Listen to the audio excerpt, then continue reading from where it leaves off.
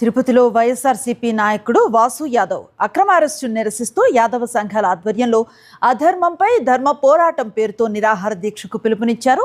వాసు యాదవ్ తల్లి రేణుకా యాదవ్ దీక్షకు కూర్చోగా అనుమతి లేదంటూ పోలీసులు అడ్డుకున్నారు.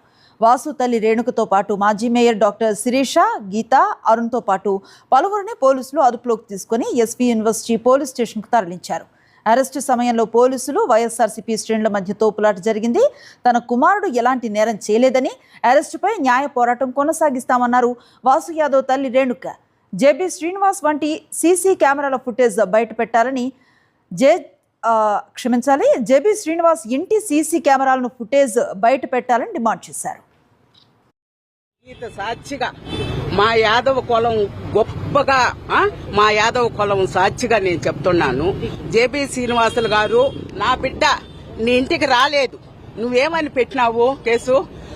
కత్తులు, కట్లు, 30 మంది జనము అందరినీ తీసుకొని నా ఇంటి మీదకి వచ్చి దాడి చేసినావు అని నువ్వు పెట్టినావు. జేబీ శ్రీనివాసులు, నేను ఒకటే అడగతండా, నీ సీసీ కెమెరాని నువ్వు బయట పెట్టు. మా యాదవ కులం అంతా నీకు క్షమాపణ చెప్తుంది. నా బిడ్డ నేరం చేయలేదని ఇప్పటికైనా నీకు జ్ఞానోదయం అయ్యి నువ్వు ఇప్పటికైనా మనం చేసింది తప్పు అని నువ్వు తప్పు ఒప్పుకున్నావంటే నువ్వు చాలా గొప్పవాడి.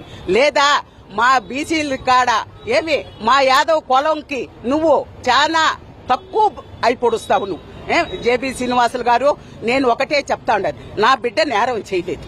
నువ్వు నేరం చేసినావంటే నువ్వు చూపించు. కత్తి ఎత్తుకొని వచ్చి 3 అంతస్తులు ఎక్కి కొట్టినాడు నన్ను అన్నావు కదా, ఆ కత్తిని చూపించు, ఆ కత్తిలు చూపించు, నీ 3 అంతస్తులకు వచ్చిన ఇది చూపించు.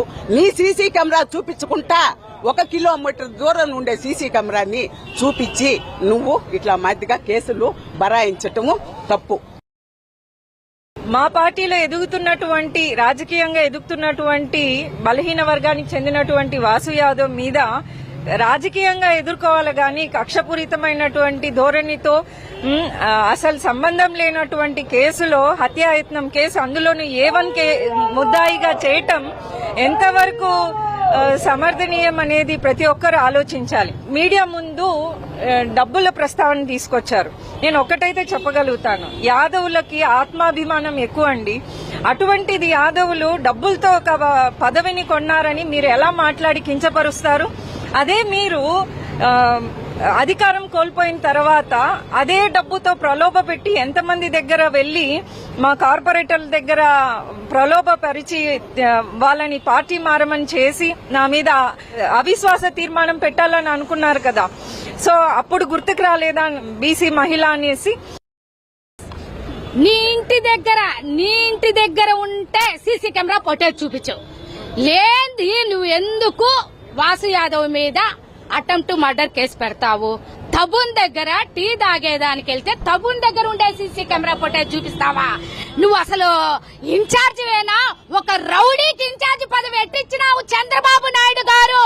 మీకు అసలు బుద్ధి జ్ఞానం ఉండే వాళ్ళైతే ఇలాంటి వాళ్లకు ఇస్తారా ఇన్ఛార్జ్ పదవి అని మేము అడుగుతా ఉన్నాం. ఒక తల్లి ఆవేదన నీకు అర్థం కాలేదా? ఆ తల్లి భగవద్గీత మీద ఒట్టే చెప్తోంది, నా బిడ్డ జేబీ శ్రీనివాస్ ఇంటికి వెళ్లలేదు అని చెప్తోంది.